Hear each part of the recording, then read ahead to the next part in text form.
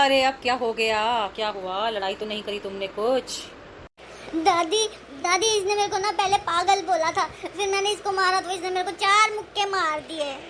दादी जब मैंने इसको पागल बोला था तो ये भी मेरे को पागल बोल देती। इसने मेरे को मारा क्यों था? फिर मैं क्यों नहीं मारूंगा? बेटा, जब दीदी ने आपको पागल बोला था तो उससे पहले आपने क्या किया था? या दीदी ने यूं ही पहले शुरुआत कर दी बोलने की? मैंने उसकी डायरी का थोड़ा सा पेज ही तो फाड़ा था बस। देख लो दादी, मेरी स्कूल की डायरी का पेज फाड़ दिया इसने। बेटा, आपका छोटा भाई है, अगर उसने फाड़ दिया उसकी गलती है, मैं मानती हूँ, पर आप पहले उसको प्यार से समझाते। और नहीं तो क्या, प्यार से समझाते भाई इसको मत फाड़ा कर, फिर मैं नहीं फाड़ता।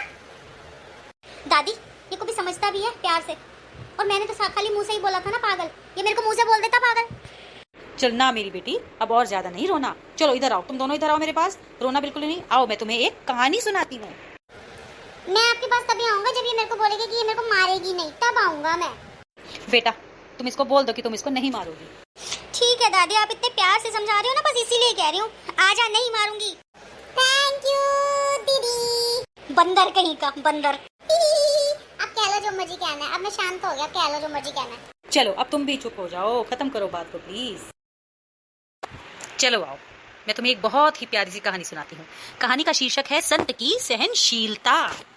संत की सहनशीलता।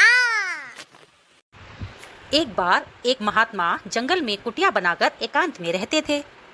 उनको कभी गुस्सा नहीं आता था, वो सबको माफ कर देते थे उनकी गलतियों के लिए। वो शांति से रहते थे, उनको ना किसी से प्यार था ना किसी से नफरत थी। ऐसा भी कोई इंसान होता है दादी कि जिसे किसी के ऊपर गुस्सा ही ना आए तो सबको माफ कर दे? ऐसे लोग भी होते हैं? हाँ मेरे बच्चों, ऐसे लोग भी होते हैं। वो महात्मा थे, उन्होंने अपने हर फीलिंग के ऊपर बहुत ज्यादा कंट्रोल किया हुआ था, पर उनकी शांति भंग करके क्रोध दिलाया जाए इसके लिए हमेशा होड़ लगी रहती थी। लोग बहुत चंट थे, लोग चाहते थे कि हम इनको गुस्सा दिलाएं, वो शांति से ना रहें, उनको गुस्सा आ जाए, उनके दुश्मन बन जाएं। ऐसे लोग कितने गंदे होते हैं ना दादी, जो दूसरों को तंग करने की सोचते रहते हैं। बिल्कुल तेरे जैसे ही होते हैं वो। देख लो दादी, अब इसको अब कौन शुरू कर रहा है दादी? अरे बाबा कोई बात नहीं, बैठो आराम से। तो एक बार की बात है, दो मनुष्यों ने सोचा इस बार तो हम महात्मा की कुटिया पर जाएंगे और उन्हें गुस्सा दिलाकर ही मानेंगे। वे महात्मा की कुटिया पर गए। एक ने कहा, महाराज आजो गांजा पी लो। गांजा?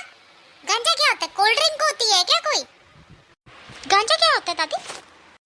बेटा, गांजा एक तरीके का नशा होता है, जैसे लोग बीड़ी सिगरेट पीते हैं ना, वैसे ही गांजा होता है, जो कि बुरी चीज है, अच्छी चीज नहीं है। ओ अच्छा, वो गलत चीज पीने के लिए कह रहे थे महात्मा जी को।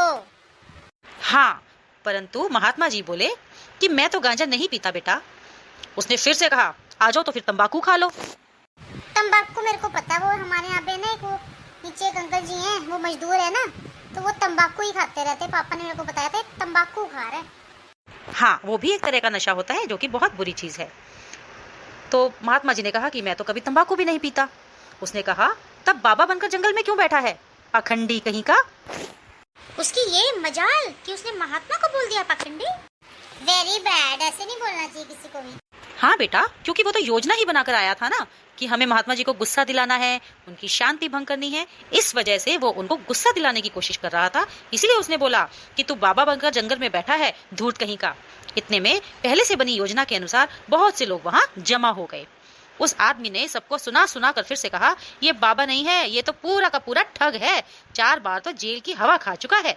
और दूसरा साथी जो उसकी प्लानिंग में शामिल था, उसने भी कहा, अरे भाई मैं खूब जानता हूँ, मैं साथ ही तो था इनके, जेल में इसने मुझे डंडों से मारा था, ये देखो उसके निशान। और उसने अपनी पीठ पे से शर्ट उठाकर अपने पुराने कोई निशान उनको दिखा दिए।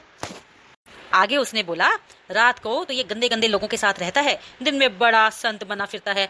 यूं वो एक दूसरे से बढ़कर झूठे झूठे आरोप लगाने लगे। कैसे महात्मा को क्रोध आ जाए, इस बात की पूरी कोशिश करने लगे। अंत में महात्मा के माता पिता को, उनके साधन को तथा उनकी वेशभूषा को भी गाली बकने लगे। बकते बकते सारा गालियों का भंडार खाली हो गया और वो चुप हो गए। फिर महात्मा जी उन्होंने कुछ नहीं बोला? मैं हड्डी पसली तोड़ देता, सबकी हड्डी पसली। देखो, जब वो दोनों आदमी चुप हो गए, गालियां देते देते, बुरी बातें महात्मा जी को बोलते बोलते, जब उनका पूरा शब्दकोश ही खाली हो गया, तब महात्मा जी ने एक शक्कर की पुड़िया आगे रखकर हंसकर कहा, भैया लो, गालियां देते देते थक गए होंगे, ये शक्कर की पुड़िया है, इसमें जरा सा पानी डालकर पी लो। परंतु देखो, इतना एफर्ट लगाने के बाद भी वो महाराज जी को गुस्सा नहीं दिला पाए। उल्टा महाराज जी ने ही शक्कर की पुड़िया उनको दी और कहा, आप थक गए होंगे, इसमें जरा सा पानी डालकर पी जाओ, मीठा पानी।